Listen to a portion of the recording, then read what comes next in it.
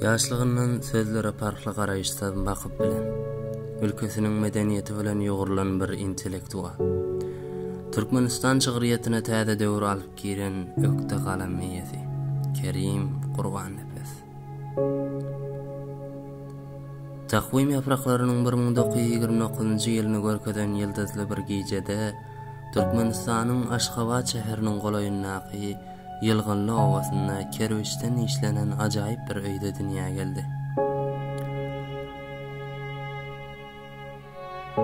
Ady ejesi tarapyndan dakalan Kerim hem kakasy hem daýysy meşhur halk şaherleridir.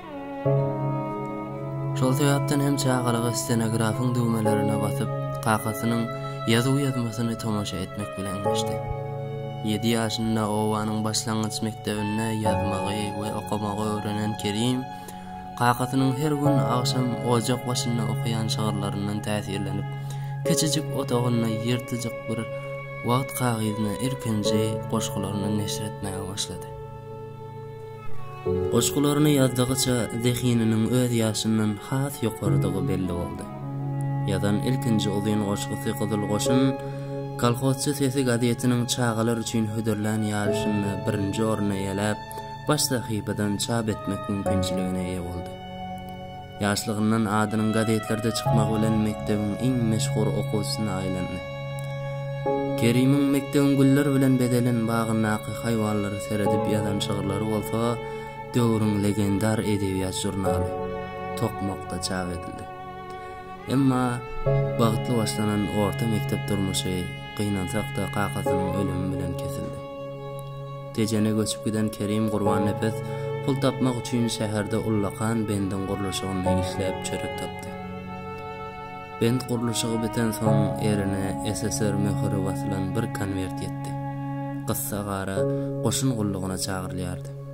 Soğuk uruşun ilkinji ýyllaryny elinde Kalashnikov awtomaty bilen Odessadaky harbiy obyektlerde gözlegçilik edýärdi.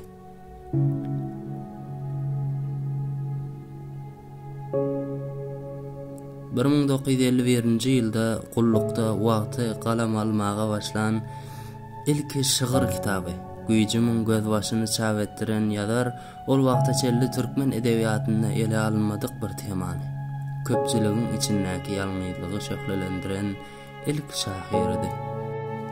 Kerim Aşgabatyň intellektual dünýäsi bilen çalp tanyşdy. Türkmenistan ýazyjylar birleşiginiň vice-prezidenti bolan ýaş ýazar täher wagtlarynda ýazmak bilen meşgul bolar we akşamlaryna döwlet uniwersitetinde edebiýat öwrenýärdi. Uniwersitetde okuýarka türkmen ýaşlarynyň durmuşyny ýakyndan ýyzarlap, aşhanadaky gepleşiklere gatnaşan ýazar, olar baradaky synlaryny ýazan Taýmaz Baba goşgusy bilen ýaşlaryň iň meşhur ýazyjysy boldy. Taýmaz Baba goşgusy bilen türkmen ýaşlarynyň başyndan geçenleri hemme öwreden beýik şahyr 1970-nji ýylda Türkmenistan döwlet teatrynaky uly bir dawarada Matmuly adynaky döwlet bayragyna sedawar boldy.